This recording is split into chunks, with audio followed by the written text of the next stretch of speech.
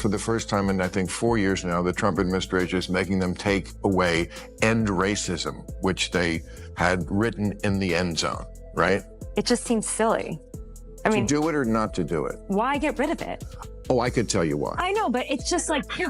Because it was stupid to begin with. Yeah, but... Let me ask you, who's it for? And if you're a racist and you see end racism in the end zone, you're going to stop being a racist?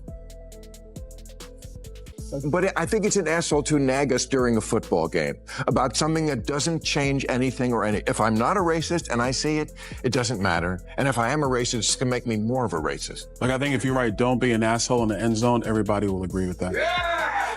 I saw the Government Accounting Office, that's not the Trump administration, said in the last 20 years, I think it was something like 2.2 It's $3 trillion. Well, it was a little less than that, but in trillions of improper payments. Yes. This is trillions, not billions. What could we have done with that money? In 2023, it was 236 billion of improper payment. So it's not like this does not have to be done. It's supposed to make our lives easier. That's the whole point. Washing machines did more for women's liberation than 1,000 lesbian-run bookstores. I don't know for a fact that Elon Musk is planning to grow a mustache just to troll the libs. This video was one of the most challenging ones I've ever made, and the reason is simple: Bill Maher's unpredictable behavior. You never really know what he's going to say or do, and this time, he took things to a whole new level. Instead of going after conservatives like many expect him to, he went straight for the Democrats and hit them harder than ever before. He didn't just criticize their policies. He completely tore apart their agenda, calling out the corruption they've been involved in for years. It really makes you think, doesn't it? How much do we really know about what's going on behind the scenes? Under the previous administration, we would have inquiries. We would request information. We would want cabinet secretaries and assistant secretaries and deputy secretaries to come before committee. We would send letter after letter after letter and get no response. The Biden administration operated literally in the shadows. They would not tell you anything that was going on. At least Donald Trump puts it out in the litany of orders that come out that day. Here's what we're doing today. We're going into the Department of Justice. We are taking these attorneys and they are under supervisory review, or however they choose to phrase it. You knew nothing that was going on in Joe Biden's presidency. So if democracy truly dies in darkness, I would rather have an executive tell me what they're doing as opposed to hiding it from the American people. Bill Maher is known for speaking his mind, but this time he made it clear that there's something much deeper at play. Watch the video and let me know in the comments if you believe there's more to the story than what we're being told. On his latest show, Maher sat down with Representative Byron Donalds, and the conversation was eye-opening. He pointed out how the Democrats spent the last 4 years keeping everything hidden from the public. They shut people out, avoided transparency, and acted as if no one had the right to question their decisions.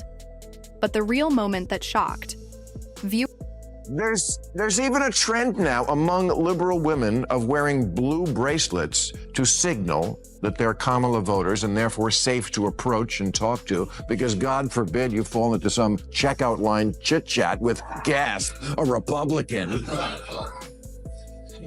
And many young women are now also pledging never to have sex with any man who voted for Trump.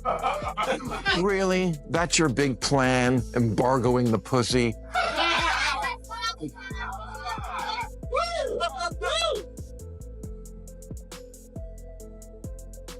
It's so egotistical, as if the ultimate punishment is not letting people have you. Hey, you know what? You weren't fucking Trump-type guys anyway. Well, except for Tail. Yours was when Byron Donalds openly called out the Democrats' hypocrisy, live on CNN. Think about that for a second. A Republican congressman on a major left-leaning news network directly challenging the very people who have spent years claiming, how are we actually getting our kids to have a shot? But you keep talking about kids. He also won because parents were a little fed up with parents coming in second in a who says what goes with my kids contest. Right. But which Democrat is for that? I mean, I have kids. I mean, most Democrats believe that parents should have a say in their kids' education. These have been well, here in California, I think the governor here used the word snitch. Yeah. Like a parent, if you inform... Time them out. Tell on the parents. Point them out. The Yeah, parents if will be in trouble. If the kid switched genders in school, you know, they hid that from the parent. And as a I'm guy not a that parent, was born but in the Bronx, raised in the streets of New York, I can assure you, snitch has an entirely different meaning than what they put up.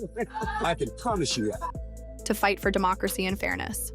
Byron wasn't just debating, he was exposing the fact that the party that talks the most about honesty and justice is the same one that has been keeping people in the dark.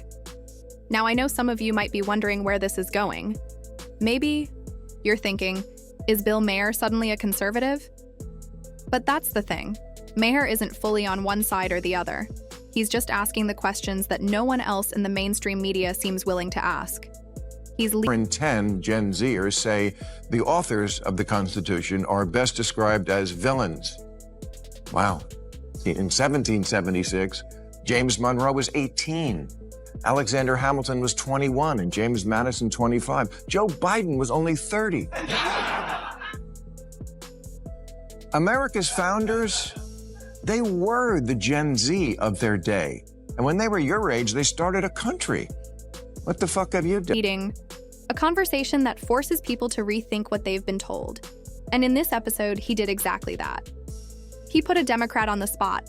And instead of getting strong, confident answers, what he got was a complete mess. This Democrat struggled to defend the party's decisions and ended up proving exactly why Trump won in the first place. It wasn't just about policy differences. It was about the fact that the Democratic Party has ignored major issues for so long that they've lost touch with reality. But Maher didn't stop there. Another key part of the discussion was about Gen Z and how they are being manipulated without even realizing it. Grossed out, and I've gone camping with John Waters. A 2014 CNN report discovered that at least 35 Disney employees had been arrested for sex crimes against children, and in 2021, Disney Child's Union Education Party, and you've turned schools and colleges into a joke. What a shocker that the people who see everything through the lens of race and sex see their election loss as a result of racism and sexism. Kamala spent 100 days telling voters, I know it feels like crime and illegal immigration are bad, but fuck your feelings. Look at this chart. Have you seen my "In this house we believe" lawn sign? See, it says right on it, we believe in science. Right, which is why you demanded no one even debate whether COVID could have escaped from the one lab in the one city where they were studying it. How far-fetched. Democrats have become like a royal family that, because of so much incest, has unfortunately had children who are... He pointed out how young people today are being fed narratives that keep them in a certain mindset, preventing them from questioning things for themselves. Instead of being encouraged to think critically, they're being guided in a way that benefits those in power. That's one of the biggest reasons why people respect Bill Maher, even if they don't always agree with him. He's not afraid to say what he really thinks. He doesn't care if it makes people uncomfortable, and he doesn't filter his words to fit into a political box. When he sees something wrong, he calls it out, no matter which side it's coming from. And once again, he proved that with another shocking revelation. In this episode, he also exposed what happened to all the money that was sent through USAID. If you've been paying attention, you probably already know that billions of dollars have been sent to different causes, but very